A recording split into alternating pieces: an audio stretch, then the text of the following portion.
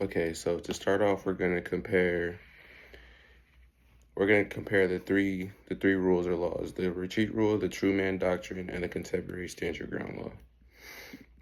So starting off with the retreat rule, it's basically the origins and the principles of it. It started in English common law. The retreat rule promotes the preservation of life by requiring individuals to avoid violence if safely possible. The idea is to prevent unnecessary harm by de-escalating potentially violent confrontations. So basically using peaceful tactics or not weapons, not violence, none of that, just talking it out or using a method like that. This rule generally applies outside of your own house. However, most people state that this rule makes exceptions under the castle doctrine, which states that a person has no duty to retreat if they're in their own home. The next one is the true man doctrine. This started in the United States, influenced by frontier values where standing one's ground was associated with personal honor and bravery. So basically, just protecting yourself, but it's deeper than that, like protecting the ones that you love, protecting your house, everything like that. A person who is lawfully present does not need to retreat and can meet force with force, including deadly force if necessary for self-defense. So basically, fighting fire with fire if you were ever faced with a danger or anything like that.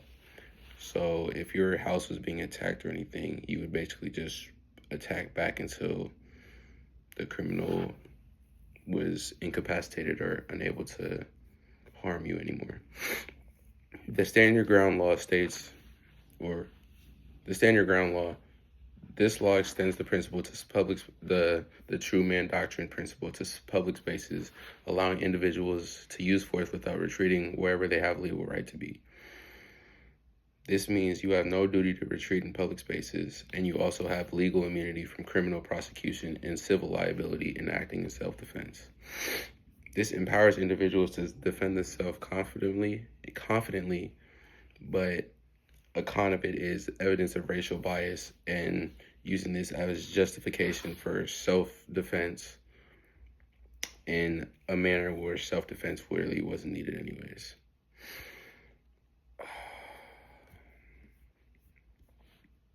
Some arguments for the stand your ground law: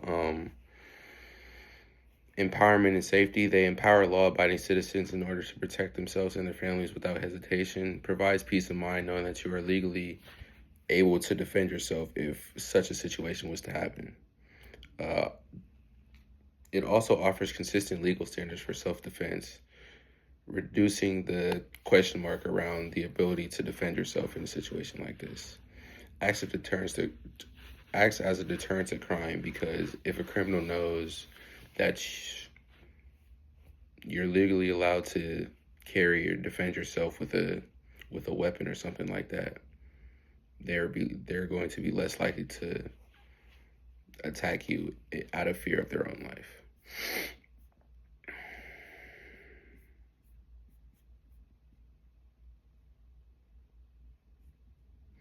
Some arguments that to go against the stand your ground law. Multiple studies, including those by the American Medical Association, indicate an increase in homicides in states with stand your ground laws. So, I mean, it doesn't come as a surprise when you're able to defend yourself with a weapon. People are going to be trigger happy. The National Bureau of Economic Research found a 7 to 9% increase in homicides in these states. Studies have also shown many racial disparities in the application of these laws. Defendants are more likely to be acquitted if the victim is Black. High-profile cases like Trayvon Martin have highlighted concerns about racial profiling and biases. A little background on the Trayvon case. On February 26, 2012, George Zimmerman, a neighborhood watch volunteer, shot and killed Trayvon Martin, an unarmed 17-year-old African-American. Zimmerman claimed self-defense under Florida's stand your ground law. Zimmerman was acquitted of this murder and manslaughter, which sparked a national debate of racial profiling and self-defense laws and justice. Critics argued that the law emboldened Zimmerman to pursue Martin rather than to avoid a confrontation.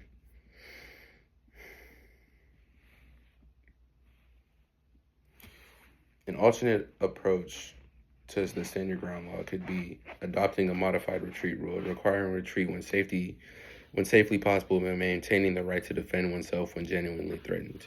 Refining the language of self-defense laws in order to minimize racial bias and ambiguity, and also emphasize on de-escalation instead of straight to violence. Being able to promote public safety by encouraging conflict avoidance and non-lethal responses would not only drop the homicide rate, but also drop the rate of cases that we have like this, where self-defense is trying to be used as a pass for murder.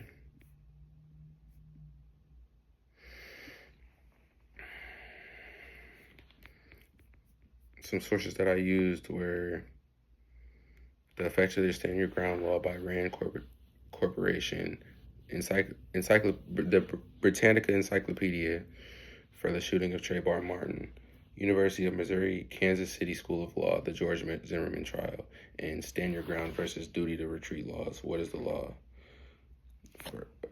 In Allery Defense.